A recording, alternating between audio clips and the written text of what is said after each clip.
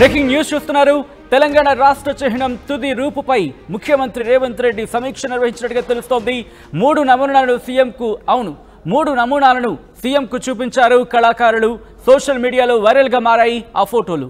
ఇంకా ఫైనల్ కాలేదంటున్నారు ప్రభుత్వ వర్గాలు. మాత్రం ఇంకా ఈ అంశానికి సంబంధించి ఫైనల్ కాలేదు అని చెప్తోంది. దీంతో పాటు గతంలో చిహ్నంపై తెలుగు, ఇంగ్లీష్, ఉర్దూ భాషలు మాత్రమే ఉండేవి.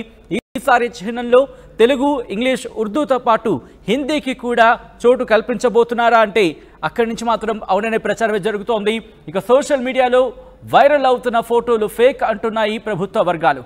అయితే వైరల్ అవుతున్న 3 చిహ్నాల్లో ఉద్యమ స్ఫూర్తి లేదంటూ విమర్శలు కూడా వినిపిస్తున్నాయి. ఒక్కసారి ఆ చిహ్నాలకు సంబంధించి మీకు చూపించే ప్రయత్నం చేస్తున్నాను. స్క్రీన్ మీద మీరు చూస్తున్నారు. మొట్టమొదటి చిహ్నం, రెండో చిహ్నానికి సంబంధించి మొదటి చిహ్నం నుంచి మొదలుపెట్టే ప్రయత్నం చేద్దాం. ఒకసారి ఈ చిహ్నం మీరు కనుక చూస్తే 3 సింహాలు ఉన్నాయి, అలాగే కలశం కనిపిస్తోంది, చార్మినార్. ఈ 3 మొదటి చిహ్నంలో కనిపిస్తున్నాయి.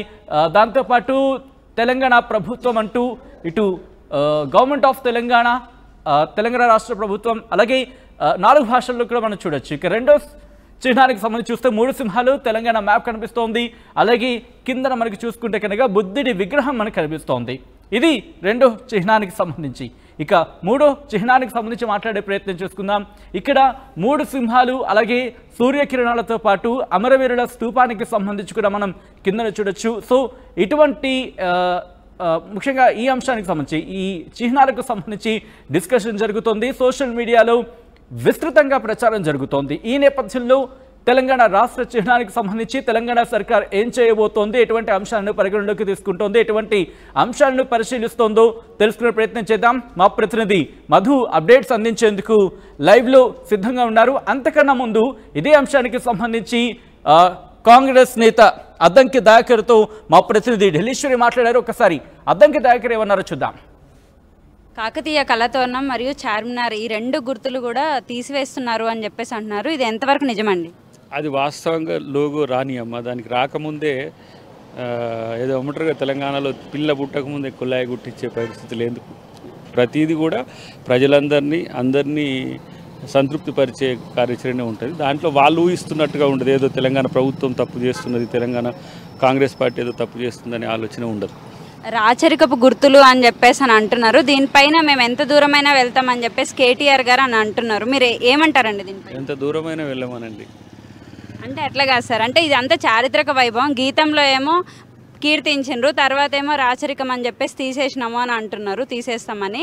అది అసలు కరెక్టేనా అని అంటున్నారు. ఇక కేటీఆర్ గారి స్పందన అంతా కూడా రాజకీయ అక్కసుతో కూడినట్టుగా ఉన్నది కాబట్టి ఎక్కువ స్పందించకపోతే మంచిదని నాకు అభిప్రాయం. అంటే మీరు ఇప్పుడు అంటున్నారు కదా ఇంకా పిల్లాడు పుట్టలేదు అని చెప్పేసి అని అంటున్నారు. మరి ఎందుకండి మీటింగ్స్ ఎందుకు జరుగుతున్నాయి ఈ దీనిపైన? మీటింగ్స్ అనేవి తెలంగాణ రేపు జూన్ 2 ఎట్లా కార్యాచరణ నిర్వహించాలనే దాని విషయంలో ప్రభుత్వ పెద్దలు మిగతా తెలంగాణ ఉద్యమకారులతో పాటు ఒక ఎక్స్టెండెడ్ మీటింగ్ కూడా తొందరలోనే అవుతుంది. వారిని కూడా పిలుస్తాం, రమ్మనండి.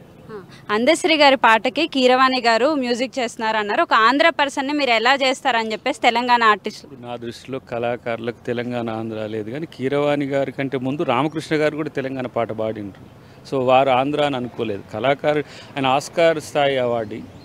సో ఆయనకు కూడా ప్రాంతాన్ని ఆపాదించడం అనేది కాదు. మన తెలంగాణలో కూడా అంత మంచి మ్యూజిక్ చేసే వాళ్ళు ఉన్నారు. అది అందశ్రీ గారి ఛాయిస్. అది అంతే. అందశ్రీ గారు కాకుండా మేము దళితులం ఉన్నాం కదా పాట పాడడానికి, అందశ్రీ గారికి అహంకారము, మరి మా దళితులకు ఇవ్వచ్చుగా పాట పాడే అవకాశం అని అంటున్నారు. అందశ్రీ గారిని అది ఒప్పించుకోమనండి, వారితో పాడిపిస్తే ప్రభుత్వానికి కానీ కాంగ్రెస్ పార్టీకి కానీ ఏం ప్రాబ్లం ఉండదు. అది వారి పాట, వారి మానస పుత్రిక. అది తెలంగాణ సమాజానికి ఇస్తున్నాడు. తెలంగాణ ప్రభుత్వం దాన్ని గౌరవిస్తున్నది. తెలంగాణ గీతంగా దాన్ని అంగీకరిస్తున్నాం. అంతవరకే. ఏది ఉండాలన్నా కూడా వారు అందశ్రీ గారి యొక్క నిర్ణయాధికారం. కాంగ్రెస్ నేత అద్దంకి దయాకర్ రియాక్షన్. అప్డేట్స్ తెలుసుకుందాం. మా ప్రతినిధి మధు అప్డేట్స్ అందించేందుకు లైవ్లో సిద్ధంగా ఉన్నారు. మధు, ఈ రాష్ట్ర చిహ్నానికి, తెలంగాణ రాష్ట్ర చిహ్నానికి సంబంధించి తుది రూపుపై ముఖ్యమంత్రి రేవంత్ రెడ్డి సమీక్ష నిర్వహిస్తున్నట్టుగా తెలుస్తోంది. ఎప్పటికల్లా ఫైనల్ అయ్యే అవకాశం ఉంది. ముఖ్యంగా 3 ఇవి అయ్యుండొచ్చు అంటూ కూడా సోషల్ మీడియాలో చాలా విస్తృతంగా ప్రచారం జరుగుతోంది. ఈ నేపథ్యంలో ఏది ఫైనల్ అయ్యే అవకాశం ఉంది, ఎటువంటి అంశాలను పరిశీలిస్తోంది, పరిగణలోకి తీసుకుంటోంది తెలంగాణ సర్కార్?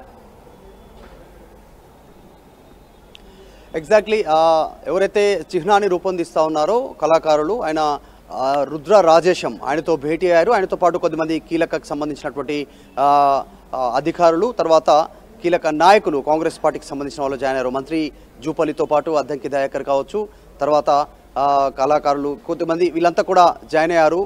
వేం నరేందర్ రెడ్డి ఈ సమీక్షలో ఫైనల్గా ఈ రాష్ట్రానికి సంబంధించినటువంటి ఎంబ్లం చిహ్నాన్ని ఫైనల్గా ఈరోజు రూపొందించనున్నారు. ఫైనల్ డిజైన్ ఓకే చేయనున్నారు ముఖ్యమంత్రి రేవంత్ రెడ్డి. రేపు జరగబోయేటువంటి దశాబ్ది తెలంగాణ రాష్ట్ర అవతరణ ఉత్సవాల సందర్భంగా అదే రోజు ఆయన ఆవిష్కరణ చేయనున్నారు.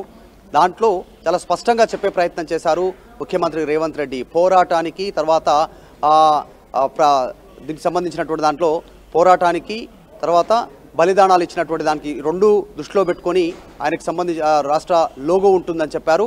ఎక్కడ కూడా రాచరిక పోకడ ఆనవాళ్ళు ఉండవు అని చెప్పారు. రాచరిక పోకడ ఆనవాళ్ళు ఉండొద్దు అనుకుంటే కనుక ఆయన చెప్పినట్టుగా కాకతీయకు సంబంధించినటువంటి అది తర్వాత చార్మినార్ ఈ రెండు ఎంబ్లమ్స్ తీసివేయడానికి సిద్ధమవుతున్నట్టుగా తెలుస్తూ ఉంది. తుది రూపులో అమరవీరుల స్తూపం, తర్వాత అశోక ఎంబ్లం, తర్వాత మరొక గుర్తుని ప్రతీకగా పెట్టేటువంటి అవకాశం ఉంది. పోరాటాలకు త్యాగాలకు ప్రతీక కాబట్టి త్యాగాలకు ప్రతీకగా అమరవీరుల స్తూపం ఖచ్చితంగా ఉంటుందనేటువంటిది చర్చ కొనసాగుతుంది. మరొకవైపు తెలంగాణ సాంస్కృతిక దృష్టిలో పెట్టుకుంటే బోనం గుర్తు కానీ ఇంకా ఇతరత్రకు సంబంధించినటువంటి వ్యవసాయ దృష్టిలో పెట్టుకొని పారిశ్రామిక దృష్టిలో పెట్టుకొని ఏది ఫైనల్ చేసే అవకాశం ఉందనేటువంటిది చర్చ అయితే కొనసాగుతుంది. ఇప్పటికీ ప్రభుత్వం అధికారికంగా ఇదే అధికారిక ఎంబ్లం అధికారిక చిహ్నం రాష్ట్ర ప్రభుత్వానికి సంబంధించినటువంటి ఇంకా రివీల్ చేయలేదు. దీని మీద ఇప్పటికీ ఇది రెండవ సమీక్ష. అధికారికంగా సీఎం నివాసంలో రుద్ర రాజేశం ఎవరైతే ఎంబ్లం తయారు చేస్తూ ఉన్నారో చిహ్నాన్ని తయారు చేస్తూ ఉన్నారో ఆయన ఆధ్వర్యంలో రూపుదిద్దుకుంటుంది. ఆయన ఇప్పటికే పలు డిజైన్లు ఇచ్చారు ముఖ్యమంత్రి రేవంత్ రెడ్డికి. అందులో ఏదో ఒకటి రేవంత్ రెడ్డి ఓకే చేయనున్నట్టుగా తెలుస్తూ ఉంది. కాకపోతే దీనికి సంబంధించి సోషల్ మీడియాలో విస్తృతంగా కొన్ని సంబంధించినటువంటి ఎంబ్లమ్స్ ఇవే ఉండొచ్చు అనేటువంటిది ప్రచారం జరుగుతూ ఉంది. మొదటి దాంట్లో మనం చూస్తే ఒకటి అశోకుడి గుర్తు, తర్వాత కింద చార్మినార్, మధ్యలో బోనం, దాని కలశంలో బోనం సంబంధించినటువంటి తెలంగాణ చాలా కీలకమైనటువంటి పండుగ బతుకమ్మకు సంబంధించినటువంటి బోనంకి సంబంధించినటువంటి బోనాలు కూడా మనకు ఉంటాయి. బతుకమ్మ దాని మీద కింద కలశం రెండు కలిపి ఉన్నటువంటి ఒక సింబల్ ఉంది. పక్కన వ్యవసాయానికి సంబంధించి ఇటు సంబంధించినటువంటి రెండు కూడా వరి కంకులను పోలి ఉన్నటువంటి ఎంబ్లం ఉంది. గతంలో కూడా ఉమ్మడి ఆంధ్రప్రదేశ్ ఉన్నప్పుడు ఇలాంటి లోగోనే ఉంటుంది వరి కంకులకు సంబంధించి. రెండవ దాంట్లో మధ్యలో తెలంగాణ, మధ్యలో బోనం కలశం, అలాగే కింద బుద్ధుడి విగ్రహము, పైన అశోకుడి విగ్రహము, పక్కన వరి కంకులు ఉన్నట్టు వ్యవసాయాన్ని ప్రతిబింబిస్తున్నట్టు వ్యవసాయాన్ని రిఫ్లెక్ట్ చేసేలా ఇదొకటి డిజైన్ ఉన్నట్టు సోషల్ మీడియాలో వైరల్ అవుతూ ఉన్నాయి. మరొకటి పారిశ్రామికానికి సంబంధించినటువంటి విప్లవం కింద మొత్తం చక్రం సంబంధించినటువంటిది పారిశ్రామికకి సంబంధించి, పైన అశోక సింబలము, మధ్యలో సూర్యుడి గుర్తు, తర్వాత వాటర్కి సంబంధించినటువంటి సింబల్. ఈ మూడు గుర్తులు సంబంధించినటువంటి సింబల్స్ సోషల్ మీడియాలో వైరల్ అవుతున్నాయి. కానీ ప్రభుత్వ వర్గాలు దీన్ని ధృవీకరించట్లేదు. ఇవి కాదు, పూర్తి స్థాయిలో మరికొద్ది సేపట్లో సాయంత్రం వరకు అధికారిక చిహ్నం ఖరారు చేయనున్నారు. కొన్ని మార్పులు చేర్పులు ఏమైనా ఉంటే రేవంత్ రెడ్డి కీలక అధికారులతో నాయకులతో సంప్రదింపులు చేస్తూ ఉన్నారు. రుద్రరాజేశం కూడా ముఖ్యమంత్రి నివాసంలో ఉన్నాను కాబట్టి ఆయనకు కొన్ని సూచనలు చేసి ఫైనల్ తుది రూపు ఉన్నటువంటి రాష్ట్ర సంబంధించినటువంటి అధికారిక చిహ్నాన్ని ఫైనల్ చేయనున్నారు. ఇప్పుడే రివీల్ చేయడానికి కూడా రాష్ట్ర ప్రభుత్వం సిద్ధంగా లేదు. డైరెక్ట్గా దశాబ్ది ఉత్సవాల సందర్భంగా ఆ రోజు చేయబోయేటువంటి స్టేజ్ పైనే ఈ రాష్ట్ర అధికారిక చిహ్నము, తర్వాత రాష్ట్ర గీతము ఇవన్నీ కూడా అక్కడ రిలీజ్ చేయడానికి సిద్ధమవుతున్నారు సోనియా గాంధీ చేతుల మీదుగా. గతంలోనే రేవంత్ రెడ్డి కొన్ని ప్రకటనలు చేశారు. ప్రభుత్వ ఏర్పాటు దిశగా స్టార్టింగ్లోనే ఏర్పాటైన వెంటనే కేసీఆర్కి సంబంధించినటువంటి గత ప్రభుత్వ తాలూకుకు సంబంధించినటువంటి గుర్తులేవి ఉండకుండా చూస్తామనేటువంటి ఒక స్టేట్మెంట్ చేశారు. అందులో భాగంగానే టీఎస్ నుంచి టీజీగా మారింది.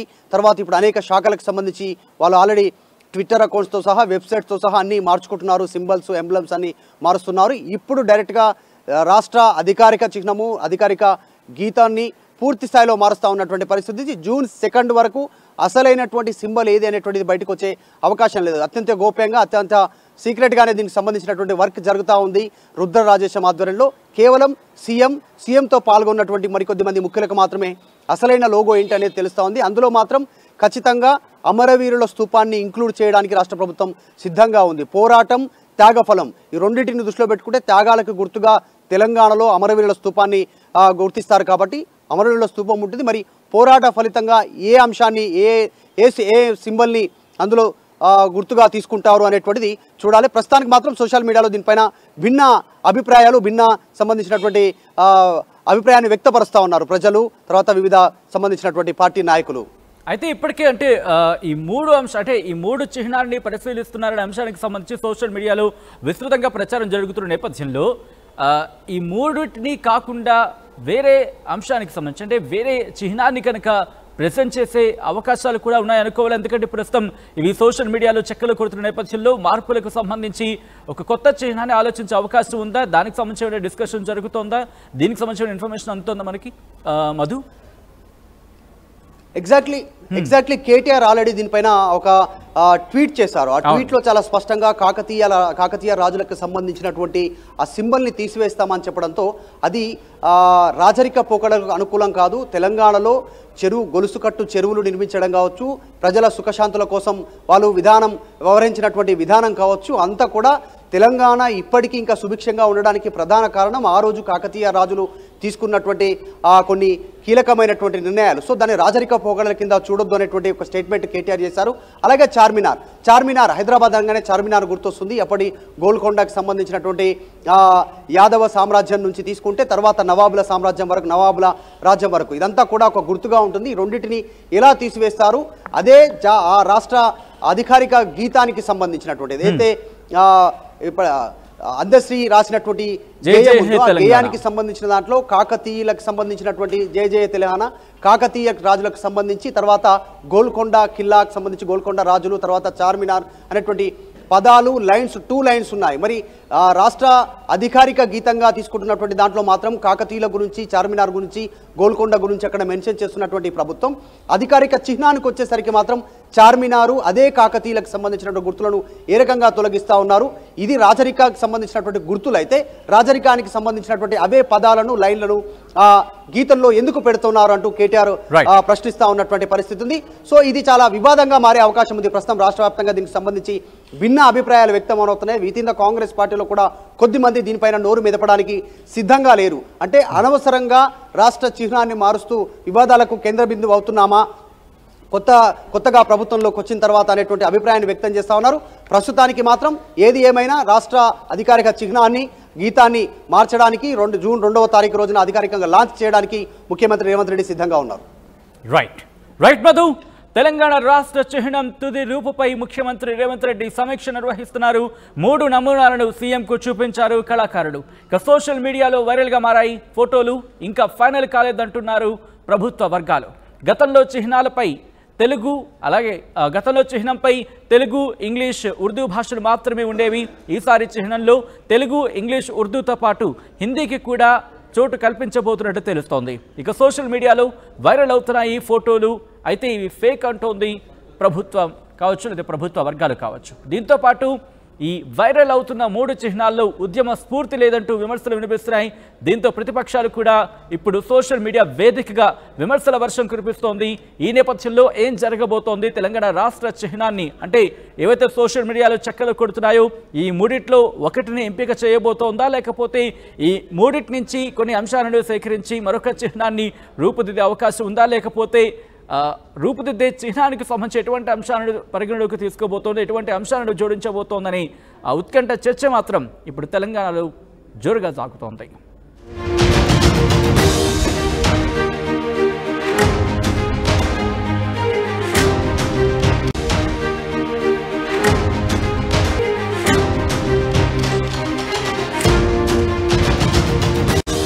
బ్రేకింగ్ న్యూస్ చూస్తున్నారు. తెలంగాణ రాష్ట్ర చిహ్నం తుది రూపుపై ముఖ్యమంత్రి రేవంత్ రెడ్డి సమీక్ష